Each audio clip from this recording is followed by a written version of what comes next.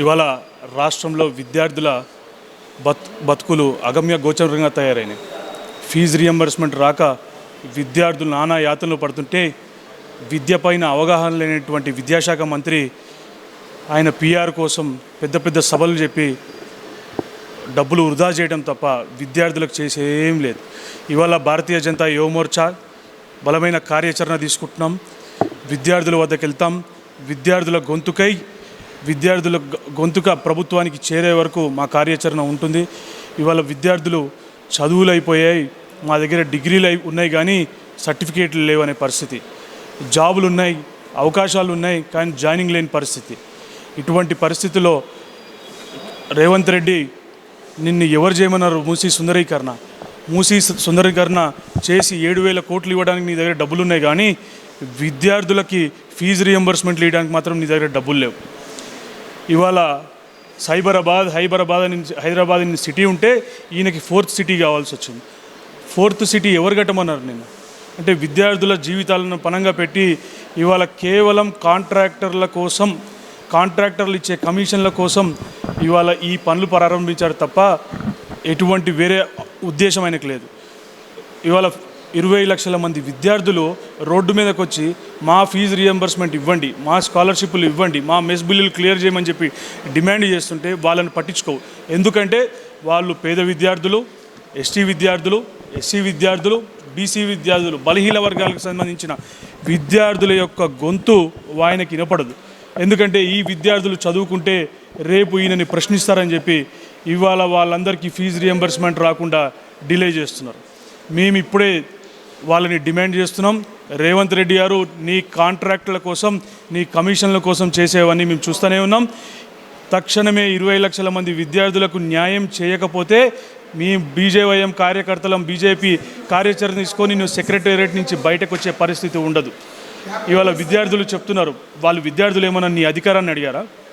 నీ అధికారంలో ఏమైనా వాళ్ళు ఆట అడిగారా? కేవలం వాళ్ళకి న్యాయబద్ధంగా రావాల్సిన ఫీజు రియంబర్స్మెంట్ కోసం వాళ్ళు ఇవాళ చెప్తుంటే నువ్వు ఇవాళ ఫీజు రియంబర్స్మెంట్ విడుదల చేయకుండా మీనమేషాలు లెక్కిస్తున్నావు. మేము డిమాండ్ చేస్తున్నాం, ఫీజు రియంబర్స్మెంట్ వెంటనే విడుదల చేయాలి. లేని పక్షంలో నీ సెక్రటేరియట్ ముట్టడించడం జరుగుతుంది. మీ మంత్రులు కూడా జిల్లాల్లో తిరగని పరిస్థితి ఉంటుంది.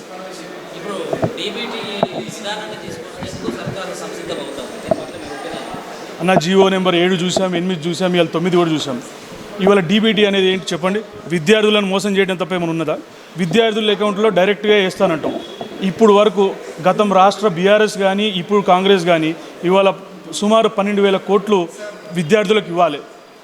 అవి ఇవ్వకుండా ఇవాళ నువ్వు కొత్తగా ఏంటంటే ఈ టాపిక్ని డైవర్ట్ చేయడానికి మేము మీకు అకౌంట్లోకి వేస్తామంటారు. అకౌంట్లోకి వేయకపోతే అంటే కాలేజీలు పిల్లలు రేపు ఒత్తిడి చేస్తాయి. ఆల్రెడీ సర్టిఫికేట్లు రాక పిల్లలు రోడ్ల మీదకి వస్తున్నారు. కాలేజీలకి, విద్యార్థులకి, తల్లిదండ్రులకి రోజు ఘర్షణలే జరుగుతున్నాయి. అంటే నువ్వు అయోమయ పరిస్థితులు సృష్టించి ఇవాళ డీబీటీ అనే కొత్త విధానాన్ని తీసుకొస్తున్నావు. దానికి తప్ప వేరేది లేదు. ఈ డీబీటీ అనే విధానాన్ని నువ్వు నిజంగా తేవాలనుకుంటే ఏదైతే నువ్వు మాటిస్తున్నావో అది నెలకి 250 కోట్లు అంటున్నావో అది అకౌంట్లోకి వేయాలి. నువ్వు ఫస్ట్ అన్నిటికంటే ముందు పాత బకాయిలు 12,000 కోట్లు చెల్లించాలి. ఇవన్నీ చేయకుండా నువ్వు డీబీటీ విధానం తీసుకొచ్చని హైకోర్టుని, ప్రజలని, విద్యార్థులని తప్పుదోవ పట్టించద్దు. ఇంకొకటి ఏంటంటే మేము సూటిగా నిన్న ఢిల్లీలో జరిగిన సంఘటనకి నిన్న రాహుల్ గాంధీ వెళ్ళిరని చెప్పేసి మీరు రాజ్ భవన్, లోక్ భవన్లు అన్నీ ముట్టడిద్దామని ప్రయత్నిస్తున్నారు. అదే కాంగ్రెస్ నాయకులని, యూత్ కాంగ్రెస్ని, విద్యార్థి విభాగ ఎన్ఐసీ అని మేము సూటిగా ప్రశ్నిస్తున్నాం. అంటే మీకు తెలంగాణలో విద్యార్థులు కాదా? తెలంగాణలో ఉన్న విద్యార్థులు 20 లక్షల మంది బాధ మీకు వినిపించదా? ఎందుకు మీ రేవంత్ రెడ్డి మీ ముఖ్యమంత్రే కదా, ఎందుకు వెళ్ళి 20 లక్షల మంది విద్యార్థులు ఫీజు రియంబర్స్మెంట్ రాక బాధపడుతున్నారు? వాళ్ళకి తక్షణమే ఫీజు రియంబర్స్మెంట్ విడుదల చేసి వాళ్ళకి న్యాయం చేయమని మీరు ఎందుకు అడగారు? దమ్ముంటే చేయండి. చేసి 110% 2 కోట్ల విద్యాలు తెస్తూనే ఉన్నాం. మేము ఎన్ని స్టార్టప్లు తీసుకొచ్చాము, ఎంతమందికి ఉద్యోగాలు కల్పిస్తున్నాము. మీరు ఇప్పుడు వరకు దేశం మొత్తంగా చూడొచ్చు ఎన్ని స్టార్టప్స్ తీసుకొచ్చాం. చూడండి, ఉపాధి కల్పన అంటే పలు రకాలుగా ఉంటుంది. అది డైరెక్ట్గా కానీ ఇండైరెక్ట్గా కానీ. ఎన్ని హైవేస్ వచ్చినాయి, ఎన్ని ఎయిర్పోర్ట్స్ వచ్చినాయి, ఎంతమంది రైతులకి న్యాయం చేస్తున్నాం. ఇవన్నీ ఉద్యోగ కల్పన కాదా? ఒక ఎయిర్పోర్ట్ తీసుకొస్తే ఎంతమందికి ఉద్యోగాలు వస్తాయి? ఒక ఐఐటీలు, ఐఐఎంలు ఇవన్నీ రావడం వల్ల టీచర్స్కి ఉపాధి వస్తుంది. ఒక మెడికల్ కాలేజీలు కడుతున్నాం, దానివల్ల డాక్టర్లకు ఉపాధి వస్తుంది. ఈయన ఏం చేశాడు చెప్పండి? ఈయన వచ్చిన 3 సంవత్సరాలు ఒక్క నమూనా చూపించండి రేవంత్ రెడ్డి గారిని, ఒక్కటి చూపించమని చెప్పండి. ఏ విధంగా తెలంగాణలో నీ మార్పు పాలన ఎక్కడ కనిపిస్తుంది? అరే విద్యార్థులండి, వాళ్ళు ఎస్టీ ఎస్సీ బీసీ విద్యార్థులు. ఒక విద్యార్థికి చదువుకు దూరం అయితే అతనికి ఒక్కరికే నష్టం కాదు, ఆ ఫ్యామిలీ మొత్తానికి నష్టం, ఆ కుటుంబానికి నష్టం. తెలంగాణ భవిష్యత్తు, తెలంగాణ ఏర్పడింది విద్యార్థులు యువత కోసమే. అట్లాంటి విద్యార్థులను యువకులను పక్కన పెట్టేసి మూసీ నదిలో నేను గాంధీ స్టాచ్యూ పెడతా, దానికి 7,000 కోట్లు ఖర్చు పెడతా అంటే, అరే చేసుకో, నీ అభివృద్ధికి భారతీయ జనతా పార్టీ ఎప్పుడు అడ్డు రాదు. కానీ నీ కమిషన్ల కోసం కాకుండా దయచేసి విద్యార్థులు పడే బాధను అర్థం చేసుకొని ఆ 20 లక్షల మంది విద్యార్థులకి వెంటనే ఫీజు రియంబర్స్మెంట్ విడుదల చేయాలా, లేకపోతే భారతీయ జనతా యువమోర్చా ఆ విద్యార్థుల తరఫున వాళ్ళ గళాన్ని వినిపిస్తుంది, సెక్రటేరియట్ని ముట్టడిస్తాం.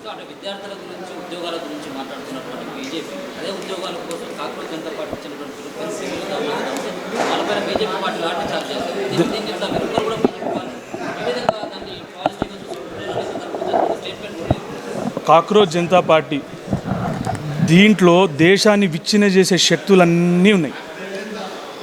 చూడండి, సింపుల్ అండి. ఒకవేళ మేము అనుకున్న మాట నిలబెట్టుకోకపోతే 14-12 సంవత్సరాలుగా మాకు అధికారాన్ని ఎందుకు కట్టబెడుతున్నారు? ఇలా నరేంద్ర మోడీ గారి దిక్కు పలు దేశాలు చూస్తుంటే ఈ దేశంలోనే ఎందుకు ఇట్లాంటి వ్యతిరేకత వస్తుంది? ఎటువంటి వ్యతిరేకత లేదు. ఇది సోషల్ మీడియా కోసం, ఫోటోల కోసం, వీడియోలు చేసే ఇది ఆందోళన తప్ప వేరే లేదు. అదే నేనేమంట 110% అండి. మీరు చూస్తున్నారు ఇప్పుడు వీడియోలు కూడా, నీట్ పరీక్షలు అంటే నీట్ అంటే ఏంటో కూడా తెలియలేని పరిస్థితి. 100% ఉంటారని అన్నారు, దీంట్లో 50% మంది, ఇంకో 50 మందిని తీసుకొచ్చి మీకు అన్యాయం జరుగుతుంది, అది చేయండి, ఇది చూడండి. ఒకవేళ నిజంగా అన్యాయం జరిగితే 20 లక్షల మంది మళ్ళీ నీట్ రాశారు. జరిగింది కదా, నీటి పరీక్ష జరిగింది. కాంగ్రెస్ ప్రభుత్వం 80 సార్లు లీక్ అయింది. ఇదే టీఆర్ఎస్ ప్రభుత్వం ఇలా కేటీఆర్ ఇన్ని మాటలు మాట్లాడుతున్నప్పుడు 12 సార్లు పేపర్ లీక్ అయింది. జిరాక్స్ సెంటర్లో పంచిరండి పేపర్లు. 150 సార్లు జరగలేదు. మీరు ఒకసారి సరి చూసుకోండి, జరిగే పరిస్థితి ఉండదు ఇప్పుడు కూడా. అందుకనే నరేంద్ర మోడీ గారు ఇవాళ స్పెషల్ కోర్ట్స్ తీసుకురావడం జరిగింది.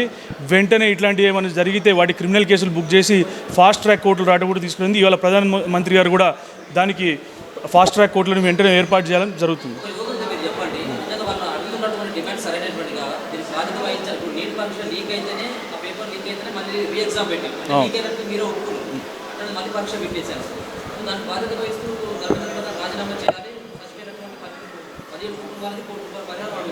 పరిహారం ఇవ్వడం జరుగుతుంది. చూడండి, నీట్ పరీక్ష జరగలేదు, జరిగింది, దీని గురించి కాదు, జరిగింది. రీ ఎగ్జామ్ పెట్టారు, అందరం పాల్గొన్నాము, అందరు వీడియోలు చూస్తున్నాము, అందరు విద్యార్థులు మాట్లాడి బాధ్యత వహించే కదా ఇప్పుడు తీసుకున్నాము. అంటే ఇప్పుడు ఎన్నిసార్లు కాంగ్రెస్ గవర్నమెంట్ పేపర్ అంటే కేటీఆర్ సమయంలో కూడా పేపర్ లీక్ అయింది, ఆయన రాజీనామా చేసిన మేము అంటే లీక్ అనేది నేను చెప్తున్నా కదా, ఇంత పెద్ద పైనుంచి కింద వరకు ఉంటుంది. ఆ సంఘంలో ఎక్కడో జరుగుంటుంది తప్పు, కానీ అదేమి విద్యార్థుల జీవితాలు నాశనం చేయాలని కాదు కదా.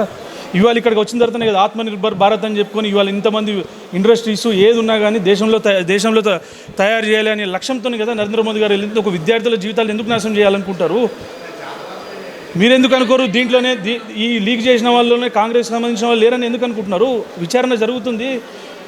ఈ భారతీయ జనతా పార్టీని కార్నర్ చేయాలని చెప్పేసి వీళ్ళే చేపించారని ఎందుకు అనుకోకూడదు? దానికి విచారణ జరుగుతుంది. ఎవరున్నారో జస్టిస్ ముందుకు తీసుకొస్తాం, కోర్టుల ముందుకు తీసుకొస్తాం, వాళ్ళకి ఖచ్చితంగా శిక్ష పడుతుంది.